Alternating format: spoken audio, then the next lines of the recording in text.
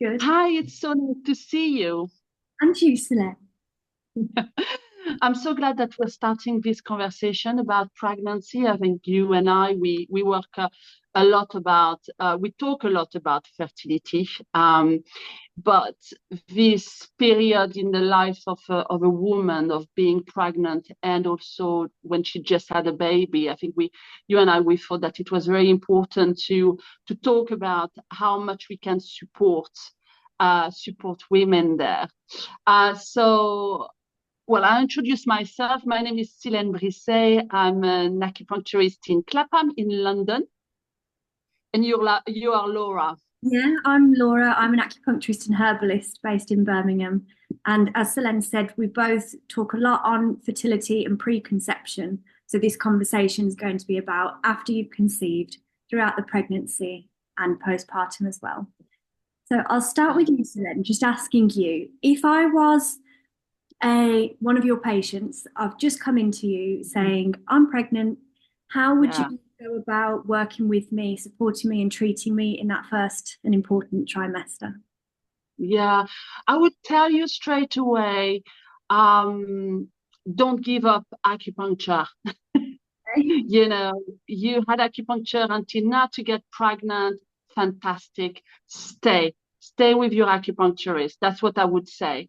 Especially, so all the way through the pregnancy, acupuncture is very, very safe. With regards to the first trimester, um, I said to my clients, come once a week until you've got the 12-week scan Mhm. because we can support you so much there. First of all, emotionally. Um, what I see is actually the anxiety that a woman can feel when she just started just realize that she is pregnant because there is always this threat of miscarrying and that has almost been normalized in some ways. And that's the reason why there is a 12-week scan and the scan is not before, because we know that miscarrying is it's something that is almost seen as common. And and it's such a threat and it's such a fear for women who especially have been trying for a long time, for all women, to miscarrying. It's really something where they feel really, really alone, and where your acupuncturist can really help emotionally. To see your acupuncturist every week, and to talk about it, to talk about the emotional aspect, the fear, is really a tremendous support. And then obviously you've got the physical aspect about being pregnant, especially the first few weeks. The primary one for me is the exhaustion. Women are exhausted. And in that period, women don't want to talk about, don't want to reveal that they are pregnant to their friends, to their families, and at work. So it's incredible because they are in their little bubble where they have to deal with the anxiety and they have to deal with all aspects of being pregnant. So nausea, sickness, and extreme tiredness. And they have to show up like it's business as usual. And that's where acupuncture is excellent. That's where when you have a really good bond with your acupuncturist, just come back and you really deserve this attention. Um, yeah, this attention to yourself and to your body for you to be at your best. Right. So is there any Mm. difference in the way that you treat a first pregnancy, like a first time pregnancy, multiple pregnancies, an older mother, or a woman with a history of recurrent miscarriage? Not particularly. I think it's case to case, it really depends on each person. That's the beauty of traditional Chinese medicine. Not two people is the same, and you're going to treat them depending on what happened actually before getting pregnant, what the issue you diagnose in traditional Chinese medicine, and you're going to continue actually to deal with the same issue. And also, it really, really depends on how they are feeling emotionally, how they are physically. You know, there are some women who don't feel any symptoms at all. And in fact, that's add to their anxiety because they feel that if they don't have any symptoms, then there is something wrong with them. Or sometimes they have symptoms and suddenly it stops. And that's a tremendous amount of anxiety as well. So you go along with what's going on with a woman. I don't really make a big difference between younger one and older one. I just really treat each person with lots of care and lots of attention. That's great. Because I mean, a lot of that I work with, they might come in with very light spotting or some mild cramping. Of course, that's a Yeah, huge anxiety for them. yeah, And it can be quite normal in early pregnancy to yeah, have things. absolutely, absolutely. I mean, I always say, of course, go to see your doctor, check everything, of course. But you and I, we know that spotting during that time is, yes, is frequent actually. And also when you've got symptoms that you had symptoms that suddenly it stopped, it's the hormones often that play up. You know, it goes up and down, and therefore your symptoms will change throughout. So I suppose before 6 weeks gestation, Yeah, so much that we can do. But after 6 weeks, if somebody has yes. that sort of worry, where would you what would you recommend for them to go for? With regards to, Like to going for a heartbeat scan or to check that the pregnancy is in the right place, to check the embryo is in the right place. Is there any yeah, I mean, sonographer that you work with regularly? well, often, you know, what obviously we are going to register with the NHS and we are going to have the appointment with their midwife, which will check only if, you know, they will confirm the pregnancy and they will check if there is any infection. They always check the urine then. But otherwise, no, you've got only the 12-week scan. So what happens is women can't feel that they can wait until the 12 weeks and they want to go privately. Yes, I have an amazing sonographer. We have an amazing sonographer in London who is Bill Smith. And I sent all my clients there uh, while they are pregnant, but also for fertility. She is my go-to sonographer. Do you have someone actually that you really trust where you are? It's really good. I'm still looking for a sonographer. I am Yeah, joining the Hannah Pern affiliation scheme, which gives me access to a lot of specialists all over the UK. So yeah. to me in April, and I will be able to give you that information. But at the moment, Oh, fantastic. a gynecologist and a urologist that I work closely with, but no no sonographer at the moment. Yes, yeah, fantastic. So what about you with regards to what do you do in second trimester and what do you tell your clients Yeah, so when they pass these 12-week scan?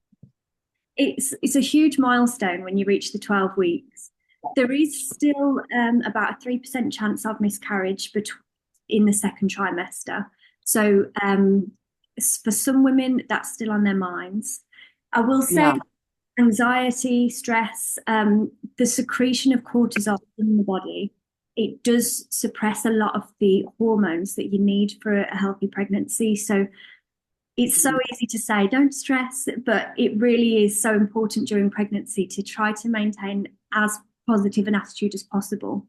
yeah, Laughter is always the best medicine, but yeah, we do really concentrate on managing the woman's pregnancy symptoms, and that a lot of the time can be stress. Maybe they've already got children and they're trying to work out how they can manage their energy levels. I will say in the second trimester, it seems to be a sort of magical number, this week 12, and their energy comes back. It's like the best from a lot of people. Yes. But as the baby's starting to grow, your organs are going to start to be compressed further up the body. Your bladder's going to start to get a little bit of pressure on. Acupuncture wise, we wouldn't really be needling in the lower abdomen anymore because as the uterus is growing, we don't want to be putting any needles in that area. So the treatment would be changing quite a bit in the second trimester. But we'd be managing the woman's energy levels. Yeah, hopefully the nausea has stopped, but we can still work on that. And if the body tends to swell during pregnancy, so even your nasal cavities start to swell, so you're more prone to snoring when you're pregnant if you don't already snore. A lot of women, especially in the warmer months, their ankles start to swell because of gravity. That's where edema goes. So we can really work on keeping the body fluids moving around, and that includes the blood flow, the important blood flow to the uterus and to the baby. So those are the three main things that we work on in the second trimester. We don't really, well, me personally, I don't really do weekly treatments. I tend to just say, just come once a month as a maintenance. Period of time. And the three things are body fluids and blood, making sure it's all in the right place and moving well, fatigue and stress levels. So short and sweet. But the mother tends to be in a much better place emotionally in that stage. Yes. But I think that's very important when you are saying, ask the patients to come once a month, because it's at this stage where we feel, oh, that's it, I'm pregnant. The baby is fine. I just saw that on the 12-week scan. That's it. I'm going to stop my treatments. And I found that this maintenance, once a month maintenance, is really important because you keep away, illnesses and aches and pains and also your energy level. So I really, really personally, I really recommend that women stay with us once a month, and until the 36 weeks. What do you tell them after 36 weeks? It's a milestone there, isn't it? It is, yeah. So maybe a bit earlier if they have a history of short pregnancies, or if they have if there's multiple children, babies growing, or if they have a low placenta. I might ask them to start coming more regularly a bit earlier than 36 weeks. But generally, if it's a healthy pregnancy, we go from 36 weeks. And then I'd start to say once or twice a week to prepare you for the labour. There's something magical that acupuncture moxibustion can do if the baby hasn't turned yet, if it's still in a breech position. Have you had any? Yes, absolutely. But from what week a pregnancy you ask them to come when they have a baby breech? From 34, 33 weeks? Yeah, about that, a bit earlier on. So probably 34. So that we've not like a magical button that you press and it just turns. It's a process. So yes, from about 34 weeks is a good amount of time to get the baby into the head down position. Do you give them the moxa? What do you do? Or you ask them, or you do the moxa yourself, and you ask them to come a few times a week? How do you proceed? Yeah, so I ask them to come in twice a week, and I do a lot of needling to sort of switch their energy, because if you're putting something in the very bottom of the body, it can switch the energy to the top of the body. So it can, descending energy flips it up to ascending, which is sort of what you need to be doing. So we'll work with, hopefully the father will come in at this point as well, to support the mother. Mm. Whatever their situation is, when the mother comes in, I'll explain to her what it is that we're doing with this changing of the energy. And I'll send her home with a Moxa stick. This is a very well used one, but I'll send her home with a stick and ask her to just be at least once a day for at least 5 minutes, but maybe more if she can. Baby toe, just the outside of her baby toe, and just burning the Moxa on it. Really interesting research coming out at the moment in Moxa, and there's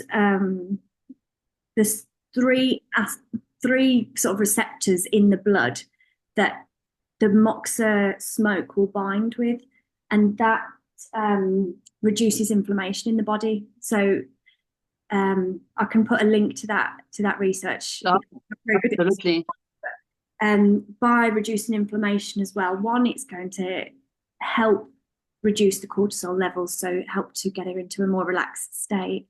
But pre-labor, you want as little inflammation as possible, really. Yes, absolutely. And you talked about the partner, because they've got a role to play, especially in acupressure. Do you show them the acupressure points that they can do, especially when labor starts? Yeah, absolutely. I mean, one lovely one during labor and afterwards is a shoulder massage. So there's a point just here that helps milk production. So great for the birth, which I know that we'll talk about shortly. But that point is fantastic for the father to be stimulating on the mother during labor, as well as it descends, so the baby go down, especially when labor is it's not coming, and women come at 41 weeks saying, please do something for me. This point is fantastic. I start with this point often because I want the baby to go down, and then we can relax the cervix. Yeah, absolutely. So encouraging the father or teaching the birth partner, we'll call them, because who knows what their situation is. But the partner can come with them during this important stage. Then we can educate them which points to be massaging, and just helping the mother to relax. And the way that regular acupuncture can help the labor, and this is why it's so important to be having the monthly treatments beforehand, like from second trimester up to 36 weeks, is that it both reduces the duration of the labor and it eases things for you. So, well, you're a mother of two, Silene, so maybe you could explain a bit more about how the birth process can be improved. Yes, such a big subject. I think it really definitely can be improved by the acupressure. I think the acupressure, I remember actually doing this point when the labor started, and it was so helpful. I remember asking my partner to press it extremely harshly, because it was making a big difference. So the birth is, there is, once the birth is, is there is very little that obviously we can do, and it can go in many different ways. And let's face it, it's such an event in your life. And there are some births that are going fine, great, and others that are quite traumatic. Birth is an incredible event, and there is very little that you can you can do about it. It's just about understanding that birthing a baby is it's something that is incredible, and that's the reason why being there for the mother just before and after, and saying basically that as a therapist, we can really, really help during that time. Because the postpartum time is quite a tsunami in someone's life. You just had a birth and you're very much weakened. You lost a lot of blood.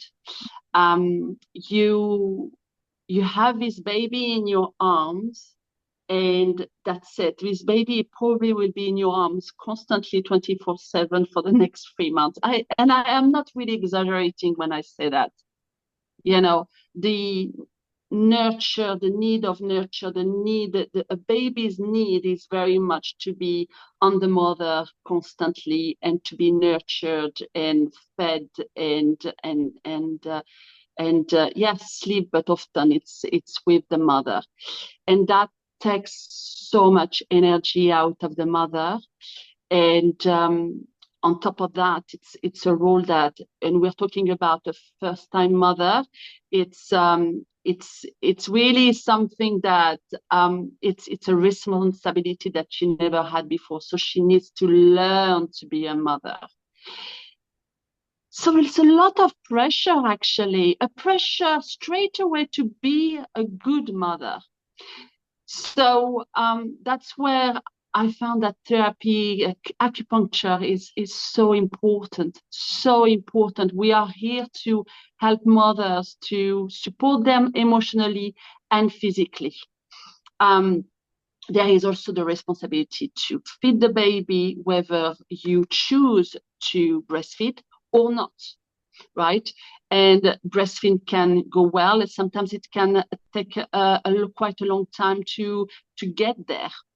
There is a fantastic, so you've got experts in lactation. I would like to mention that I know that I send my clients to someone called, she's a friend and she's an expert in lactation, Carmen Alex. And because it's such a big subject, you don't have to do it on your own. And also you don't know, it's not because you're a mother straight away that you know how to feed your baby.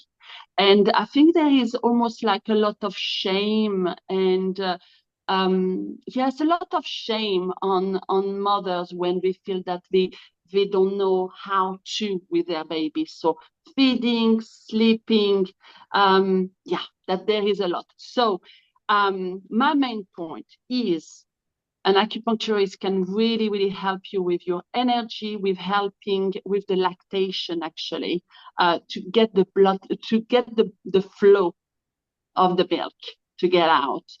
And helping with aches and pains, because you're going to have the baby. As I said, you have the baby 24/7, and you start having pain on your neck, shoulder, and arm. So that's where we really can support and really remind as well. There is a lovely thing that we say in traditional Chinese medicine. Is one of the first thing is women were really looked after like goddess, really look after like they were very, very much looked after. The mother was looking after the baby, but the mother was nurtured by the people around her. You know, it could have been her mother or her partner or friends, but there is, and I think that's what's missing a bit in our culture is the understanding of how much the mother is needed to be nurtured. And that's what is, I think, in nowadays the role of therapists like us. That's beautiful. I mean, it really outlines or underlines the importance of why they need the acupuncture throughout the pregnancy as well, to build up that store of energy for the birth and then when the baby has arrived. Absolutely. And don't forget that the woman lose a lot of blood, and therefore she's so weakened. And you are an herbalist, and I'm sure that herbs there is one of the main things that you want to do. You want to do acupuncture, you want to take herbs, and you want to eat really, really well. And eating well means in traditional medicine eating warmth, lots of protein, lots of broth.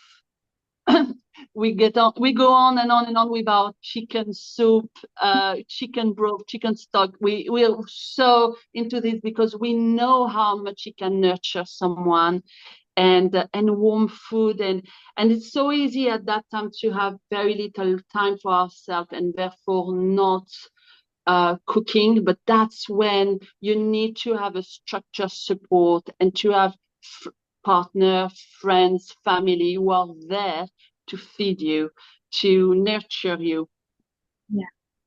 Yeah. So especially, yeah.